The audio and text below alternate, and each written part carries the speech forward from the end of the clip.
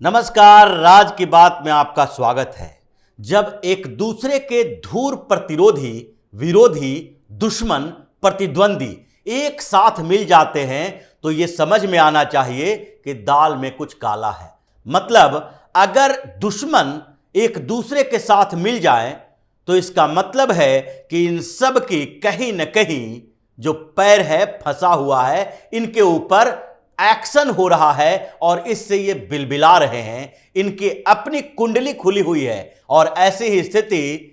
Supreme court में इन 14 पार्टियों को देखने को मिली। सारे के सारे भ्रष्टाचारी पार्टियां इकट्ठा हो गई और ये सारे के सारे भ्रष्टाचारी पार्टियों ने सुप्रीम कोर्ट का दरवाजा खटखटाया और सुप्रीम कोर्ट भी इन्हीं के एजेंडे पे चलते हुए उस पिटीशन को एक्सेप्ट कर लिया। 2 सप्ताह के बाद उसके सुनवाई के लिए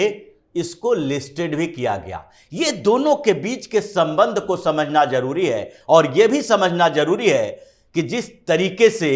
आजकल एक दूसरे के विरोधी राजनीतिक पार्टियां भी एक मंच पर आ रही है, इसका मतलब है कि इन लोगों को अब डर सताने लगा है, खौफ समा गया है। और दूसरी तरफ जो विरोधी दल की भ्रष्टाचारी पार्टियां एक मंच पर आए हुए हैं और सुप्रीम कोर्ट इनके एजेंडे को फेल नहीं कर पा रही है, इसी के एजेंडे पर चलना शुरू कर देता है। उसके खिलाफ अब प्रधानमंत्री नरेंद्र मोदी ने सीबीआई और ईडी का साथ देने का संकल्प लिया है। पीएम मोदी ने गुस्से में इन दोनों केंद्रीय एजेंसियों को कहा है कि भ्रष्टाचारी नेताओं और भ्रष्ट जजों दोनों की कुंडलियां निकालो। जो इसमें संलिप्त पाए जाते हैं, जो इसमें शामिल हैं, उनको सीधे जेल भेजो। किसी के दबाव में नहीं आना है, कहीं कोई दबाव महसूस नहीं करना है। सरकार आपके साथ है और सरकार में भी अगर कहीं भी किसी स्तर पर भ्रष्टाचार दिखता है तो उसे खत्म करने के लिए सीधे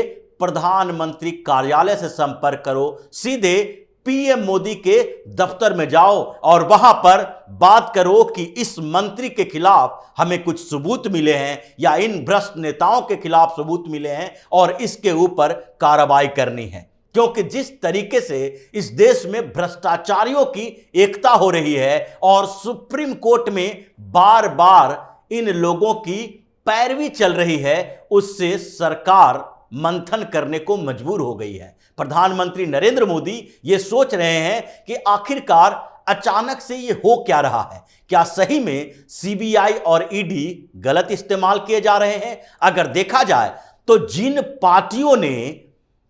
इसमें एकता दिखाई है, सुप्रीम कोर्ट में ईडी और सीबीआई के खिलाफ पहुंचे हैं, उन पार्टियों की स्थिति पहले समझ लें। क्योंकि एक दूसरे के विरोधी कहने का मतलब है, दुश्मन कहने का मतलब है कि ये अपने अपने जगह पर एक दूसरे के खिलाफ आलोचना प्रचार कर रहे हैं। सबसे पहले बात करते हैं आम आदमी पार्टी की, और आम आदमी पार्टी भी इस 14 पार्टियों में शामिल है जो सुप्रीम कोर्ट में अर्जी देने के लिए गई। और आम आदमी पार्टी और कांग्रेस के बीच जो गठबंधन है उस चीज को समझना जरूरी है। एक तरफ आम आदमी पार्टी के मुखिया अरविंद केजरीवाल ने कुछ दिनों पहले कहा था कि राहुल गांधी और सोनिया गांधी का भारतीय जनता पार्टी के साथ गठबंधन है, दोनों एक दूसरे के साथ मिले हुए हैं, इसीलिए राहुल गांधी और सोनिया गांधी दोनों के दोनों नेशनल हेराल्ड मामले में गिरफ्तार नहीं किए जा रहे हैं। सुप्रीम कोर्ट से बेल मिला हुआ है, लेकिन फिर भी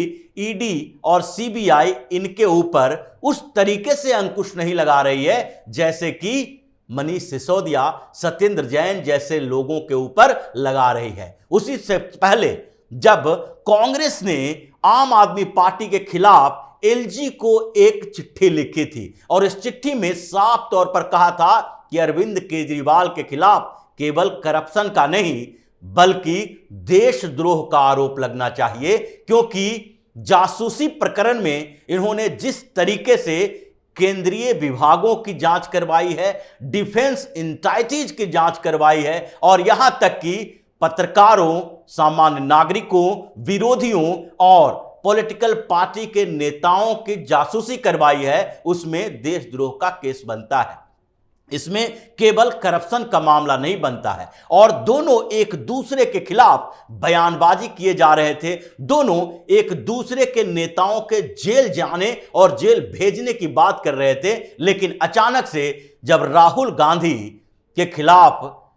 जो मामला आया और उसमें 2 साल की सजा हुई, उस सजा के बाद अरविंद केजरीवाल राहुल गांधी के पक्ष में आ गए। लेकिन उससे भी बड़ी बात यह है कि जब कांग्रेस ने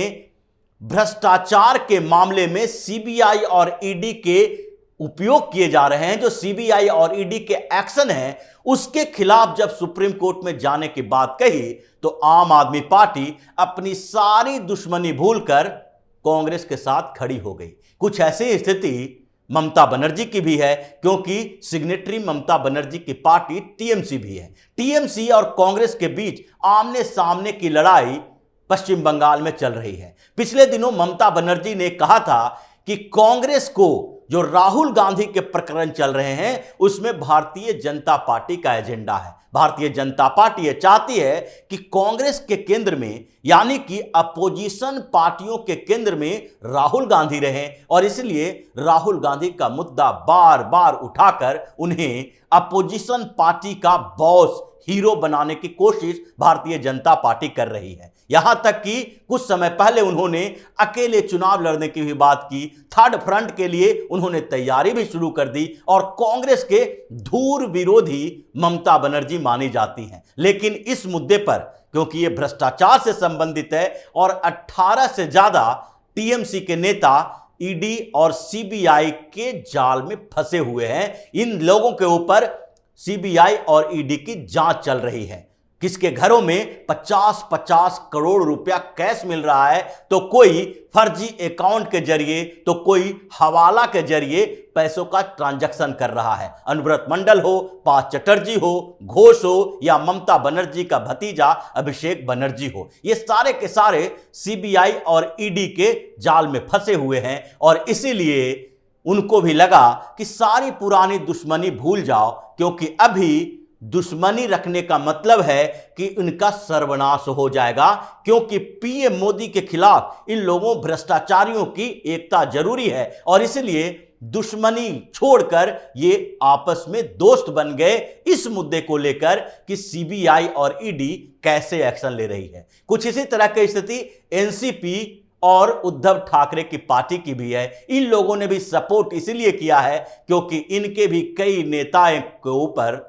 भ्रष्टाचार का मामला चल रहा है और शरद पवार, अजीत पवार, सुप्रिया सूले, प्रतिभा पवार, ये सारे के सारे पवार फैमिली के जो लोग हैं वो कोऑपरेटिव बैंक घोटाले से लेकर सिंचाई घोटाले तक कई घोटालों में फंसे हुए हैं और ईडी ने इन लोगों की करीब करीब 1500 करोड़ रुपए की संपत्ति अटैच भी कर रखी है। और अब जबकि कांग्रेस सहित इन पार्टियों ने एकता दिखाने की कोशिश की तो महाराष्ट्र की ये दोनों पार्टियां सुप्रीम कोर्ट जाने में कांग्रेस की सहयोगी बन गई है। कुछ इसी तरह सबसे बड़े दुश्मनों के जो बात कर रहे हैं वो अभी तेलंगाना में चल रहा है, क्योंकि भारत राष्ट्र समिति के प्रमुख केसीआर इस समय कांग्रेस से बिल्कुल नाराज चल रहे हैं। कांग्रेस के खिलाफ ही उन्होंने तीसरे मोर्चे की अगुवाई करने की सोची भी। शरद पवार से मुलाकात की, उद्धव ठाकरे से मुलाकात की, ममता बनर्जी, अरविंद केजरीवाल, समाजवादी पार्टी के मुखिया अखिलेश यादव, ये सब लोगों को इकट्ठा करने की कोशिश की। उन्होंने अपनी पार्टी का नाम तेलंगाना राष्ट्र समिति से बदलकर भारत राष्ट्र समिति भी इसलिए किया था क्योंकि वो तीसरे मोर्चे की अगुवाई करने की कोशिश कर रहे थे और इन लोगों में से किसी को भी पीएम कैंडिडेट के तौर पर पेश करते, क्योंकि इन लोगों की सबसे बड़ी दुश्मनी कांग्रेस के साथ है। लेकिन जब भ्रष्टाचार के खिलाफ बात चली तो उस समय ये अपनी सारी दुश्मनी भुलाकर इन लोगों के साथ चले गए और सुप्रीम कोर्ट में जाने वाली पार्टियों में बीआरएस का भी नाम है, क्योंकि बीआरएस यानी तेलंगाना के मुख्यमंत्री केसीआर की बेटी के कविता अभी शराब घोटाले में फंसी हुई है। केसीआर के ऊपर भी भ्रष्टाचार के 3 से 4 बड़े मामले चल रहे हैं और एक डैम के मामले में तो लगभग 1 लाख करोड़ की हेराफेरी का आरोप भी उनके ऊपर लग चुका है और सीबीआई के पास इंक्वायरी के लिए जो जो एप्लीकेशन देना है वो भी दिया जा चुका है। यानी कि सारे के सारे भ्रष्टाचारी पार्टियां इकट्ठा हो गई है और सुप्रीम कोर्ट को यह समझ में नहीं आ रहा है कि आखिरकार सीबीआई और ईडी की गिरफ्तारी और गिरफ्तारी के बाद वो क्या निर्देश देना चाहती है, क्योंकि अभिषेक मनु सिंघवी ने जो ड्राफ्ट तैयार किया और जो पिटीशन दायर किए हैं उसमें साफ तौर पर लिखा हुआ है कि सुप्रीम कोर्ट आदेश दे, एक निर्देश तैयार करे, गाइडलाइन तैयार करे कि इन जो सीबीआई और ईडी जांच के समय किसी भी नेता को गिरफ्तार करती है और फिर गिरफ्तारी के बाद कोर्ट में पेश करती है। गिरफ्तारी के बाद का गाइडलाइन यानी सजा होने के बाद की स्थिति अलग है और प्री अरेस्ट गाइडलाइन भी तैयार करें, यानी गिरफ्तारी से पहले